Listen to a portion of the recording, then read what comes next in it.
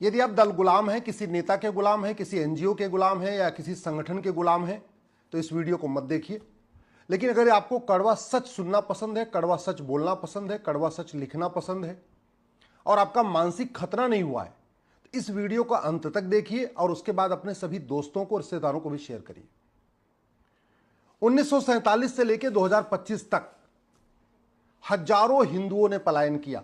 कश्मीर से पलायन किया, नागालैंड से पलायन किया, असम से पलायन किया, मेघालय से पलायन किया, मिजोरम से पलायन किया, मणिपुर से पलायन किया, अब बंगाल से पलायन कर रहे हैं। आज तक जितने हिंदुओं ने पलायन किया, स्वाभाविक सी बात है उनको पलायन करने के लिए मजबूर किया गया। तो जिन दंगाइयों ने हिंदुओं को पलायन करने के लिए मजबूर किया पिछले 75 साल या 80 साल में, उसमें से कितने दंगाइयों को फांसी हुई, कितने दंगाइयों को आजीवन कारावास हुआ, कितने दंगाइयों की 100% संपत्ति जब्त हुई और कितने दंगाइयों की नागरिकता खत्म हुई। एक बात सोचिए, इसको ईमानदारी से सोचिए। या 1990 में जो कश्मीर में नरसंहार हुआ था, उसमें से कितनों को फांसी हो गई, कितनों का आजीवन कारावास हुआ, कितनों की 100% प्रॉपर्टी जब्त हुई या कितनों की नागरिकता खत्म हुई। या 1984 में जो सिखों का नरसंहार हुआ था, उसमें से कितनों को फांसी हो गई, कितनों की नागरिकता खत्म हो गई। 1947 में जब देश का विभाजन हुआ, उसके बाद की बात मैं कर रहा हूं, 1947 की बात नहीं कर रहा हूं। एक बात और, भारत में हिंदू 80% है, फिर भी हिंदू पलायन करते हैं। Arab, Dubai, Kuwait, Bahrain, Abu Dhabi में कहीं 1% हिंदू हैं, कहीं 2% हिंदू हैं, कहीं 3% हिंदू हैं, मैक्सिमम 10% हिंदू हैं। वहां से हिंदुओं को पलायन क्यों नहीं करना पड़ता? सबसे ज्यादा हिंदूवादी नेता, अभिनेता, लेखक, बुद्धिजीवी, पत्रकार, कलमकार भारत में है, फिर भी हिंदू पलायन करते हैं। Arab, Dubai, Kuwait, Bahrain, Abu Dhabi में तो नहीं है, फिर वहां हिंदू सुरक्षित क्यों है? सबसे ज्यादा मठ मंदिर, सबसे ज्यादा धर्मशाला, सबसे ज्यादा गौशाला, सबसे ज्यादा गुरुकुल, सबसे ज्यादा यज्ञशाला भारत में है, फिर भी हिंदू पलायन करते हैं। Arab, Dubai, Kuwait, Bahrain, Abu Dhabi में तो नहीं है, फिर वहां हिंदू सुरक्षित क्यों है? सबसे ज्यादा आचार्य, सबसे ज्यादा शंकराचार्य, सबसे ज्यादा मंडलेश्वर, सबसे ज्यादा महामंडलेश्वर, सबसे ज्यादा कथावाचक, सबसे ज्यादा धर्मगुरु भारत में है, फिर भी हिंदू पलायन करते हैं। Arab, Dubai, Kuwait, Bahrain, Abu Dhabi में तो नहीं है। सबसे ज्यादा हिंदू सांसद, सबसे ज्यादा हिंदू विधायक, सबसे ज्यादा हिंदू पार्षद, सबसे ज्यादा हिंदू प्रधान भारत में है, इसके बाद भी हिंदू पलायन करते हैं। Arab, Dubai, Kuwait, Bahrain, Abu Dhabi में तो कोई एक भी हिंदू सांसद नहीं, एक भी हिंदू विधायक नहीं, एक भी हिंदू पार्षद नहीं, एक भी हिंदू प्रधान नहीं है। सबसे ज्यादा हिंदू कलेक्टर, कप्तान, जज, हवलदार, थानेदार भारत में है, फिर भी हिंदू पलायन करते हैं। Arab, Dubai, Kuwait, Abu Dhabi, Bahrain में तो नहीं है। सबसे ज्यादा हिंदूवादी संगठन, सबसे ज्यादा हिंदूवादी एनजीओ भी भारत में है। सबसे ज्यादा जय श्री राम भारत में बोला जाता है, फिर भी हिंदू पलायन करते हैं। सबसे ज्यादा भारत माता की जय हिंदुस्तान में बोला जाता है, फिर भी हिंदू पलायन करते हैं। Arab, Dubai, Kuwait, Bahrain, Abu Dhabi में तो नहीं बोला जाता, फिर भी वहां हिंदू सुरक्षित क्यों है? कभी आप इस पर सोचना। जानते हैं अंतर क्या है? क्योंकि भारत में राम की पूजा होती है और वहां राम नीति लागू है, और राम नीति का मतलब है भय बिन होय न प्रीत। हम भगवान कृष्ण की पूजा करते हैं, भगवान कृष्ण की कथा करते हैं, भागवत कथावाचक हैं, राम कथावाचक हैं, हमारे हमारे पास मठ मंदिर है, लेकिन यहाँ कृष्ण नीति लागू नहीं है। और Arab, Dubai, Kuwait, Bahrain, Abu Dhabi में कृष्ण नीति लागू है। कृष्ण नीति है सठे साठ्यम समाचरित। हम केवल बातें करते हैं, लोहा लोहे को काटता है, लोहा लोहे को काटता है। हमने आज तक लोहा लोहे को काटता है इस सिद्धांत के अनुसार नियम कानून बनाया नहीं। वहां अबू धाबी, बहरीन, कुवैत में लोहा लोहे को काटता, इस सिद्धांत को उन्होंने बाकायदा अपनाया है, इसलिए वहां हिंदू सुरक्षित है। सबसे ज्यादा चिंतन बैठक भारत में होती है, सबसे ज्यादा मंथन भारत में होता है, सबसे ज्यादा सेमिनार भारत में होता है, सबसे ज्यादा मीडिया कॉन्क्लेव भारत में होता है, सबसे ज्यादा अखबार भारत में है, सबसे ज्यादा एडिटोरियल भारत में लिखा जाता है। इसके बाद भी हिंदू पलायन कर रहे हैं। Arab, Dubai, Kuwait, Bahrain, Abu Dhabi में तो ऐसा कुछ भी नहीं है, फिर भी वहां हिंदू आराम से सुरक्षित है। भगवान राम की भूमि भारत है, भगवान कृष्ण की भूमि भारत है, भगवान बुद्ध की भूमि भारत है, भगवान महावीर की भूमि भारत है, छत्रपति शिवाजी महाराज ने यहाँ जन्म लिया, गुरु गोविंद सिंह जी ने यहाँ जन्म लिया, 24 तीर्थंकरों ने यहीं जन्म लिया, 10 गुरुओं ने यहीं जन्म लिया, भगवान विष्णु के सारे अवतार यहीं पे हुए। इसके बाद भी घूसखोरी है, कमीशनखोरी है, दलाली है, कटमनी है, तोलाबाजी है, हवालाबाजी, कबूतरबाजी, नक्काली है, घटतौली है, जासूसी है, गद्दारी है। माओवाद है, नक्सलवाद है, जिहाद है, मजहबी उन्माद है, पत्थरबाजी है, धर्मांतरण है, लफ्जिहाद है, घुसपैठ है, जनसंख्या विस्फोट है, बम विस्फोट है, सड़क के किनारे रेलवे के किनारे जो है पत्थर रख दिए जाते हैं। सबसे ज्यादा अवैध झुग्गियां भारत में बन रही हैं। अब Arab, Dubai, Kuwait, Abu Dhabi, Bahrain में तो किसी देवी देवता ने जन्म नहीं लिया, इसके बाद भी वहां शांति है, समृद्धि है, खुशहाली है, न लव जिहाद है, न लैंड जिहाद है, न धर्मांतरण है, न घुसपैठ है, न जनसंख्या विस्फोट है। एक भी बांग्लादेशी की मजाल नहीं वहां चला जाए। इसलिए दूसरों को दोष देने से पहले एक बार चिंतन करिए, एक बार समीक्षा करिए कि भारत में सब कुछ है फिर भी सारी समस्याएं हैं। उसका रूट काज क्या है? रूट काज ये है, हमने अपनी व्यवस्था को नहीं बदला। यहां पे तू मैं होता है, आरोप प्रत्यारोप होता है, नूरा कुश्ती होती है, बतौलेबाजी होती है, बड़े बड़े लफाजी होती है, बड़े बड़े भाषण होते हैं। शाम को टीवी में देखिए ना, क्या क्या लच्छेदार बातें होती रहती है।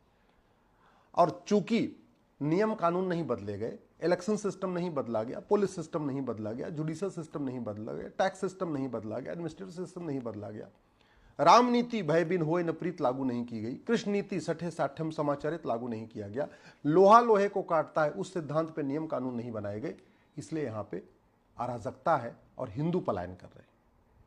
उसका एक बड़ा उदाहरण बताता हूं। 1860 में इंडियन पिनल कोड बना था, अंग्रेजों ने बनाया था, मैकाले ने बनाया था। 150 साल के बाद बदला गया। ये जो बीएनएस आया 150 साल के बाद आया। लेकिन वो कहते नहीं, नई बोतल में पुरानी शराब।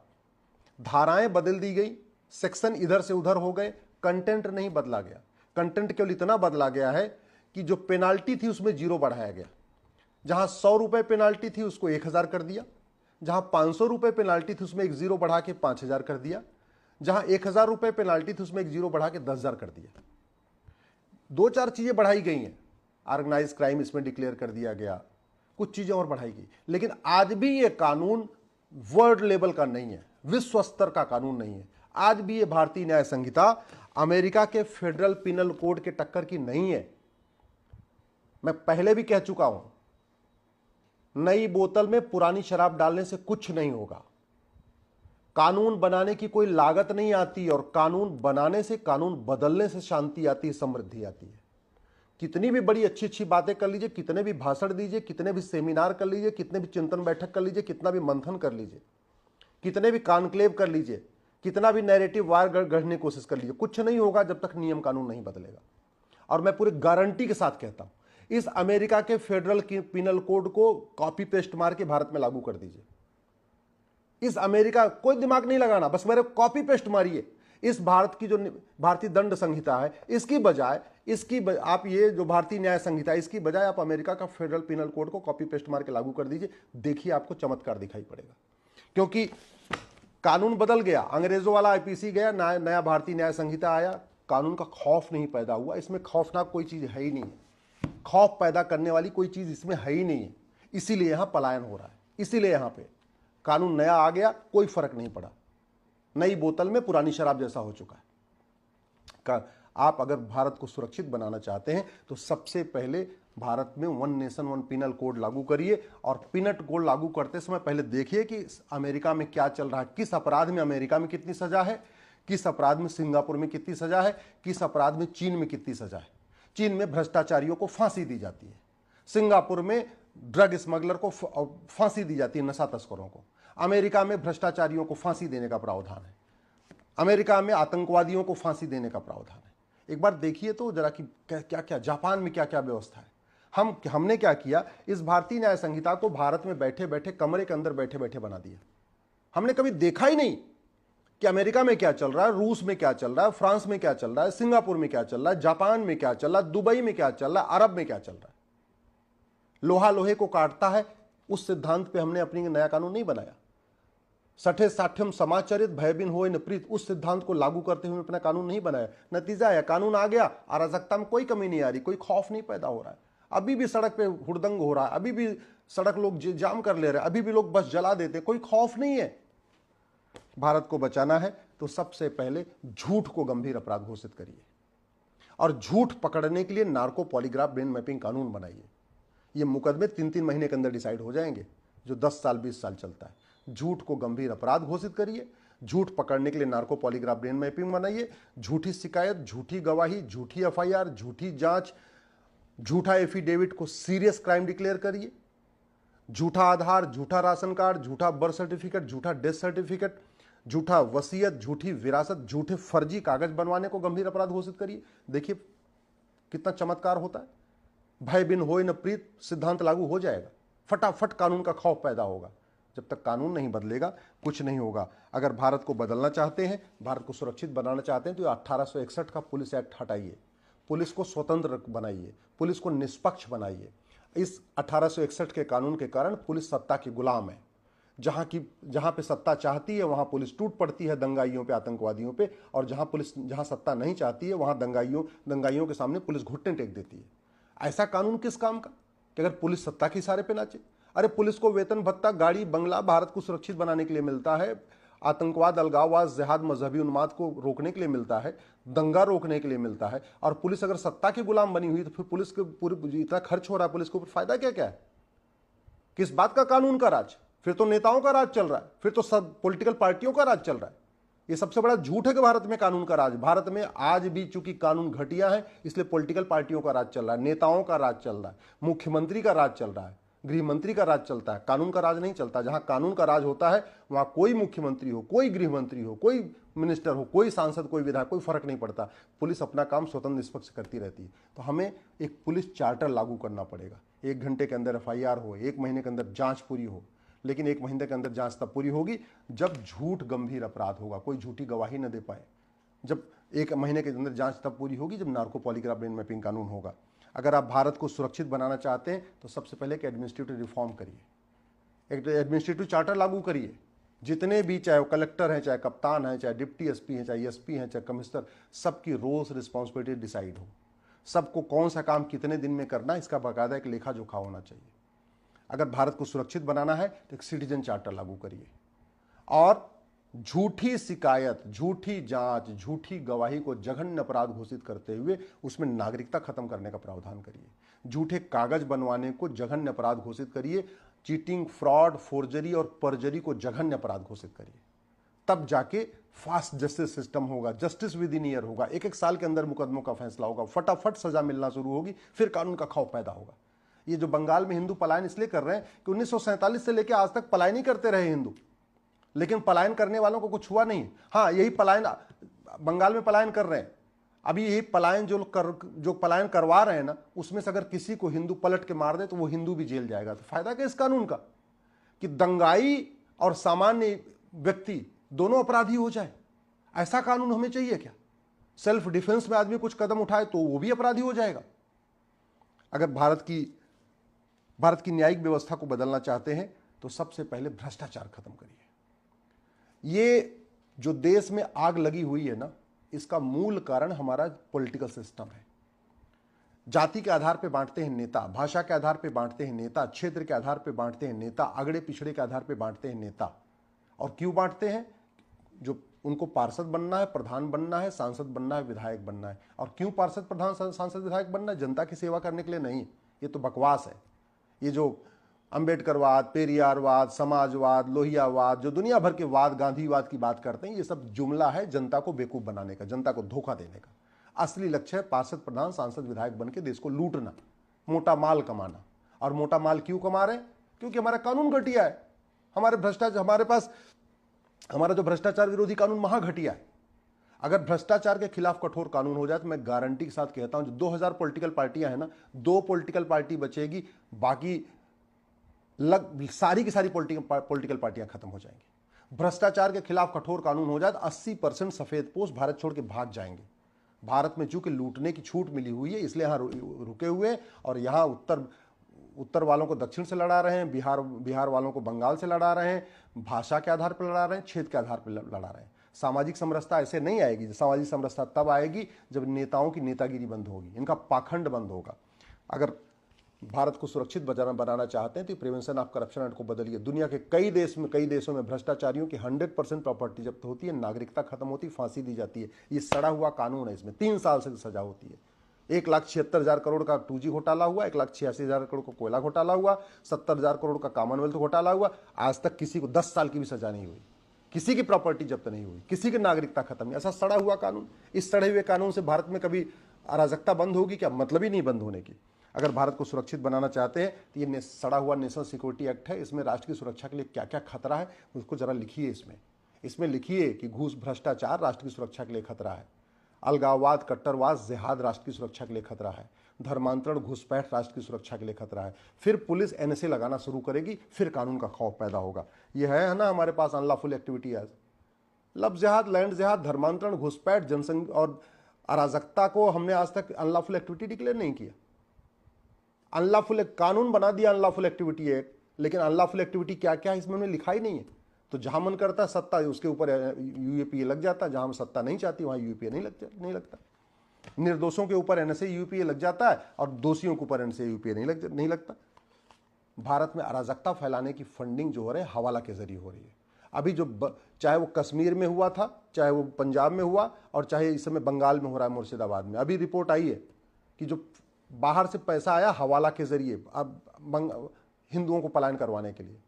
क्यों आ रहा है हवालाबाजी? कोई पूरी दुनिया की प्रॉब्लम तो नहीं है, ये भारत में हवाला क्यों चल रहा है? ये कानून सड़ा हुआ है। और वैसे भी हवाला का सीधा सीधा संबंध नोट से होता है। जितनी बड़ी नोट होती है उतना ज्यादा हवाला होता है। बंद कर दीजिए 100 रुपए से बड़ी नोट। क्यों चाहिए 100 रुपए से बड़ी नोट? 80% लोग पर डे 100 रुपए से कम खर्च करते हैं, उनको 100 रुपए से बड़ी नोट चाहिए नहीं। और जो 20% लोग भारत में पर डे 100 रुपए से ज्यादा खर्च करते हैं उनके पास एटीएम, पेटीएम, भीम, UPI, debit card, credit card सब कुछ तो है, तो क्यों चाहिए 100 रुपए से बड़ी नोट? बंद करिए 100 रुपए से बड़ी नोट और इस हवाला वाले कानून को इसमें कठोर, इसमें दंड का भय करिए। देखिए हवाला बंद हो जाएगा, हवाला बंद हो जाएगी, शांति आएगी। ये एफसीआरए ये बना था भारत में अलगाववादियों को फंडिंग कराने के लिए, जिहादियों को फंडिंग कराने के लिए, नक्सलियों को फंडिंग कराने के लिए, माओवादियों को फंडिंग कराने के लिए। इसमें संशोधन से काम नहीं चलेगा। सरकार ने किया है संशोधन, लेकिन कोई फर्क नहीं पड़ेगा। इसको खत्म करना पड़ेगा। बंद करिए 2-4 साल के लिए विदेशी फंडिंग। क्यों चाहिए विदेशी फंडिंग? भारत में रहते हैं तो भारत से फंडिंग, जो अच्छा काम करेगा उसको भारत के लोग फंडिंग कर देंगे। क्यों चाहिए विदेश से फंडिंग भैया? विदेश से फंडिंग आएगी तो जो यहाँ पर जिसको फंडिंग होगी वो विदेशी देशों के इशारे पे ही काम करेगा, फिर भारत के लिए काम नहीं करेगा। बंद, खत्म कर दीजिए, नहीं चाहिए हमें विदेशी फंडिंग। भारत में जो अराजकता फैलती है वो भारत के अंदर जो काला धन जनरेट हो रहा है उससे हो रहा है। रत्ती भर काला धन कम नहीं हुआ, न रत्ती भर हवाला कम हुआ है, न रत्ती भर भ्रष्टाचार कम हुआ है, और न रत्ती भर काला धन कम हुआ है। सारे काले कारोबार आज भी चल रहे हैं। क्यों? क्योंकि हमने कैश लेन देन को बंद ही नहीं किया। सारे काले कारोबार कैश में होते हैं। घूसखोरी, कमीशन खोरी कैश में होती है, मिलावटखोरी कैश में होती है, कालाबाजारी कैश में होती है, नशा तस्करी कैश में होती है, मानव तस्करी कैश में होती है, हथियारों का कारोबार कैश में होता है, माओवादियों नक्सलियों की फंडिंग कैश में होती है, जिहादियों की फंडिंग कैश में होती है। ये जितने यहाँ पे भारत में अवैध जासूसों की फंडिंग कैश में होती है। हर अवैध काम की फंडिंग कैश में होती है। और कैश जनरेट होता है काले धन से, ब्लैक मनी जनरेट होती है। 5,000 रुपए से महंगे सामान का कैश लेन देन बंद कर दीजिए। अरे जब बीड़ी बेचने वाला, पान बेचने वाला, चाय बेचने वाला, पंचर बनाने वाला ऑनलाइन लेने लग गया तो क्या जरूरत है कैश लेन देन की लिमिट को, कैश लेन देन को लिमिट करने में? 100 रुपए से 5,000 रुपए से महंगे ऊपर कैश लेन देन बंद कर दीजिए, देखिए काला धन कम हो जाएगा। कानून बदलिए, 5,000 रुपए से ऊपर कैश लेन देन कम करिए, फटाफट देखिए काला कारोबार बंद, काला धन बंद, कैश बंद, अराजकता खत्म। भारत को अगर बचाना चाहते हैं तो ये जो बेनामी लेन देन चल रहा है, 50,000 रुपए से महंगे सामान के ऊपर आधार, यानी 50,000 रुपए से महंगे सामान को आधार से लिंक करिए। जो भी सामान 50,000 रुपए से महंगा है, चाहे वो मोबाइल है, चाहे टीवी है, चाहे स्कूटी है, चाहे गाड़ी है, चाहे प्लॉट है, चाहे फ्लैट है, कुछ भी, उसको आधार से लिंक करिए। जब बेनामी लेन देन रुकेगा तब अराजकता रुकेगी। ये सिटीजनशिप एक्ट बना हुआ है 1955 का, आज तक किसी की नागरिकता खत्म ही नहीं हुई। इतना सड़ा हुआ कानून है और आज तक हमने नहीं बदला। दुनिया के कई देशों में जो लोग देश विरोधी काम करते हैं उनकी नागरिकता खत्म होती है। आज तक न किसी दंगाई की नागरिकता खत्म हुई, न जिहादी की नागरिकता खत्म हुई, न किसी मिशनरी की नागरिकता खत्म हुई, न घुसपैठियों की मदद करने वालों की नागरिकता खत्म हुई, न आतंकवादियों की नागरिकता खत्म करने वालों की नागरिकता खत्म हुई। तो किस काम का ये? कानून बदलना पड़ेगा, तब खौफ पैदा होगा। सबसे ज्यादा जो अराजकता फैलाई जाती है वो ड्रग के पैसे से, और ड्रग का कानून हमारा सड़ा हुआ है। सिंगापुर में एक व्यक्ति 900 ग्राम गांजा लेके गया था, कॉलेज के पास गांजा बेच रहा था लड़कों को, फांसी दे दिया उठा के। हम क्यों नहीं ऐसा कानून बनाते? हमें नशा तस्करों से इतना प्यार क्यों है? हमें नशा तस्करों के मानवाधिकार की इतनी चिंता क्यों है? हमें जो नशा तस्कर हमारी पूरी जनरेशन को बर्बाद कर रहे हैं, स्कूल कॉलेज में गांजा चरस अफीम पहुंचा के हमारी पूरी जनरेशन को बर्बाद कर रहे हैं, हमें उनसे इतना लगाव क्यों है? हम क्यों नहीं सिंगापुर वाला कानून ले लेते? क्यों नहीं भारत में लागू कर देते? भारत को सुरक्षित बनाना है तो माइनॉरिटी मेजॉरिटी का कॉन्सेप्ट खत्म करिए। अरे भैया, माइनॉरिटी लाख होती है, 2 लाख होती है, 5 लाख होती है, 10 लाख होती है। जो करोड़ों की जनसंख्या उसको माइनॉरिटी नहीं कहते। न माइनॉरिटी को आज तक डिफाइन नहीं किया, ये नहीं तय किया कि 1 लाख वाला माइनॉरिटी होगा कि 5 लाख जनसंख्या माइनॉरिटी होगी कि 10 लाख जनसंख्या माइनॉरिटी होगी, 50 लाख होगी। और माइनॉरिटी के नाम पे केंद्र हजारों करोड़ खर्च कर रहा है, राज्य सरकारें करोड़ों में खर्च कर रही हैं। 25,000 करोड़ से ज़्यादा के आसपास अगर राज्य और केंद्र का सारा मिला दीजिए तो 25,000 करोड़ रुपए माइनॉरिटी के नाम पे खर्च हो रहा है। संविधान कहता है मजहब के आधार पर कोई नियम कानून नहीं होगा। संविधान निर्माताओं ने कहा था मजहब के आधार पर न बोर्ड होगा, न मजहब के आधार पर ट्रिब्यूनल होगा, न मजहब के आधार पर नियम होगा, न मजहब के आधार पर कानून होगा, न मजहब के आधार पर लोन होगा, न मजहब के आधार पर वजीफा होगा। कुछ नहीं मजहब के आधार पर होगा, और सब कुछ मजहब के आधार पर चल रहा है। माइनॉरिटी कमीशन चल रहा है, माइनॉरिटी अफेयर मिनिस्ट्री चल रही है, मुद्रा माइनॉरिटी के नाम पे लोन, माइनॉरिटी के नाम पे वजीफा, संविधान की धज्जियां उड़ाई जा रही है। जब तक ये मजहब के आधार पर नियम कानून चलेंगे, मजहब के आधार पर बोर्ड चलेगा, मजहब के आधार पर ट्रिब्यूनल चलेगा, मजहब के आधार पर स्कूल कॉलेज चलेंगे, मजहब के आधार पर कोचिंग चलेगी, भारत में शांति नहीं आ सकती है। लैंड जिहाद का मूल कारण है घटिया सड़ा हुआ सिविल प्रोसीजर कोड। खत्म करिए इसको, कठोर दंड की व्यवस्था करिए, अवैध निर्माण को गंभीर अपराध घोषित करिए।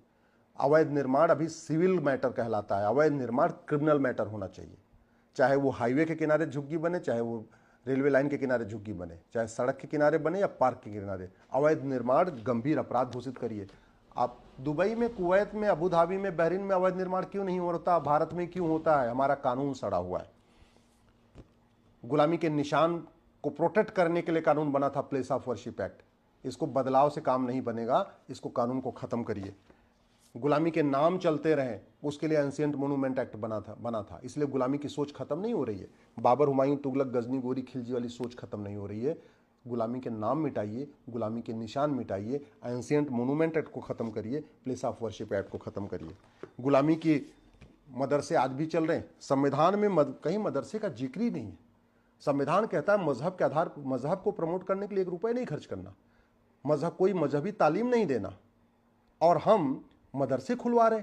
मदरसे खुलवा के मुगलों के समय में 1000 मदरसे खुले, और पिछले 75 साल में संविधान लागू होने के बाद 3 लाख मदरसे खुल गए। अंग्रेजों के समय में 1000 मिशनरी स्कूल थे, अभी 3 लाख मिशनरी स्कूल हो गए। कहाँ से हो रहा है ये? कैसे संविधान हमको पढ़ रहे हैं? अगर भारत को बचाना चाह रहे हैं तो राइट टू एजुकेशन को राइट टू इक्वल एजुकेशन करिए, समान शिक्षा लागू करिए।